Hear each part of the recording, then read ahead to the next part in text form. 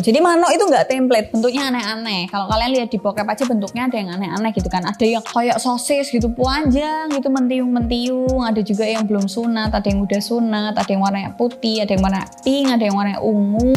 Hai semuanya, gimana kabar kalian teman-teman? Semoga sehat selalu, semoga manuknya nggak ada yang sakit, semoga kalian nggak ada yang tertular penyakit menular seksual. Kalau kalian lagi kena penyakit menular seksual, semoga cepat sembuh. Kalau kalian tidak ada niat untuk sembuh ya semoga nggak usah disembuhin aja, wis ben loro wae. Ra enak lho, salah nakal. Hari ini kita akan bahas manuk-manukan guys. Kita akan bahas perburungan. Jadi kalau kalian punya suami gitu ya, kalian bisa mengidentifikasi manuk bojomu ki kayak piye gitu kan. Jadi manuk itu nggak template, bentuknya aneh-aneh. Kalau kalian lihat di bokep aja bentuknya ada yang aneh-aneh gitu kan. Ada yang kayak sosis gitu panjang gitu mentiung-mentiung. Ada juga yang belum sunat, ada yang udah sunat, ada yang warnanya putih, ada yang warna pink, ada yang warnanya ungu.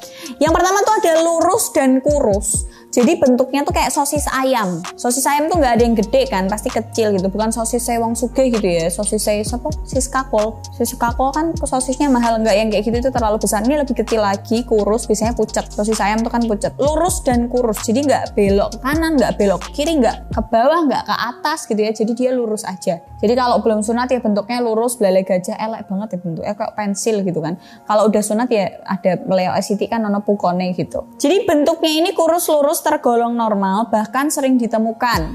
Jadi nggak ada yang salah dengan bentuk penis ini. Bukan berarti bentuk penismu kecil ya kalau lurus dan kurus. Cilik sih.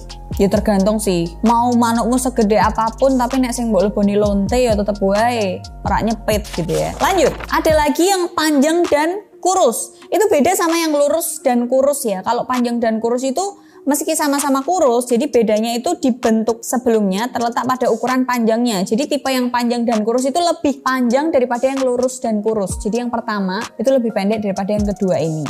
Bentuknya sama-sama lurus dan kurus tapi ini lebih panjang gitu. Jadi kalau kalian mau main sodok-sodokan ini lebih menyodok gitu. Cuman nggak bikin lower. Gimana sih ngomongnya? Begitu deh. Selanjutnya ada yang besar dan panjang. Bentuk penis yang panjang dan besar mungkin sangat diidamkan wanita. Ya kan, pasti cewek-cewek pengen yang menghantam gitu ya, yang pengen yang marem gitu ya, pengen yang mantep gitu loh, pengen yang bikin merem-melek gitu kan. Nah ini cocok, besar dan panjang. Tapi ini nggak jadi jaminan karena nggak sedikit pasangan yang justru mengeluh kesulitan saat melakukan hubungan seksual. Karena apa? Pertama susah masuk, kedua apa sakit, ketiga kalau mau gocek kanan kiri ceweknya biasanya udah kewalahan karena saking enaknya. Ya jadi ceweknya akan mudah capek, mudah kelar. Kecuali kalian dapet cewek yang nafsunya gede gitu ya, kesel-kesel gitu, meh patang ronde, 50 ronde gitu, mati jenenge, ngerti lah gitu. Biasanya banyak yang mengeluhkan kesulitan karena yang kayak gini kalau cowoknya masih gocek kanan kiri, ceweknya akan cepet capek. Karena kalau nggak pinter gocek biasanya sakit. Mbak Adel kok tahu banget? Iyalah. Ada lagi bentuknya yang mengerucut. Jadi penis ini punya bentuk yang seperti roket. Kalian bayangin dulu nih roket. Jadi besar di pangkal, kemudian kecil di bagian kepala. Nah, yang punya manuk aja mikir semua kan. Kon jalan. Jadi gini, iya betul. Kon jalan. Betul kayak kon. Nah, bagian yang bolongan besarnya, kon-kon yang jalan raya, bagian bolongan besarnya itu ada di pangkal penisnya. Ada yang mepet sama manusianya. Nah, yang kerucutnya itu pukonnya. Jadi makin ke ujung makin kecil. Itu biasanya gampang masuk tapi pas di dalam kok Mas Sawi tahu? Ada lagi, tenang. Ada juga yang melengkung modern, melungker gitu ya. Melengkung itu kayak buah pisang, jadi agak mentiung gitu. Sebenarnya penis yang cepat untuk mencapai titik G-spot wanita itu yang melengkungnya agak ke atas. Itu lebih cepat karena titik G-spot wanita ada di situ. Kayak sepertiga deh. Sekarang paham gue, otakmu rata kan. Melengkung itu kayak buah pisang, jadi penis bisa melengkung ke atas, ke bawah, kanan, kiri. Itu normal. Kalau ke bawah lah gue, mesakno. Jadi ini nggak perlu dikhawatirin, biasanya terjadi saat masa pubertas dan akan membaik dengan seiring berjalannya waktu. Tapi ada beberapa laki yang pede dan bangga ketika dia bilang kalau manukku ki menggok kiri loh. Aku nggak tahu kenapa kok dia bangga gitu ya. Padahal yang enak itu kan yang mentiung ke atas karena G-spotnya wanita gampang dicari di situ. Jadi kalau si cowok itu miring ke kiri, berarti pas main dia modelnya pas gunting. Jadi harus miring gitu biar nyampe ke G-spot ceweknya, kan miring ke kiri gitu. Selain ada melengkung, ada lagi yang lain nih teman-teman. Ada juga yang berotot. ada tipe bakso urat. Tapi kalian harus waspada teman-teman. Yang boleh berurat itu batang penis, bukan skrotum ya. Dok itu tidak boleh berurat. Rak untuk varises, ngerti rak? Jadi dok itu emang harus mulus. Berkerut boleh, varises nggak boleh. Yang boleh berurat itu batangnya, manuknya. Jadi dok-dokannya nggak boleh berurat. Kalau berurat silahkan pergi ke dokter sekarang juga. Jadi batangnya ini berurat, berotot teman-teman, kayak bakso urat gitu, ada ulir-ulirnya. Seru tuh. Itu dia kalau di dalam vagina bisa angkat beban. Mbak, berarti manuknya geronjalan? Enggak, berurat ya, bukan berotot, lebih ke berurat. Otot manuk yang berurat ini atau berotot ini lebih kelihatan ketika dia ereksi. Jadi kalau misal lagi lemes-lemesnya sama kayak manuk-manuk pada umumnya gitu ya, lembek, kayak slime gitu ya, kiwir-kiwir gitu kan. Tapi kalau udah ereksi baru kelihatan ototnya. Ngacang nggak usah kira apa-apa, terus dilihat gitu ya manuk kalian jenis yang mana gitu kan. Mbak, ini kok nggak ada yang disebutin tadi, tenang, masih ada yang lain. Ada yang dasnya gede, jadi pukonnya gede guys, pucuan kontolnya gede. Bentuk penis seperti ini sering disebut sebagai the hammer.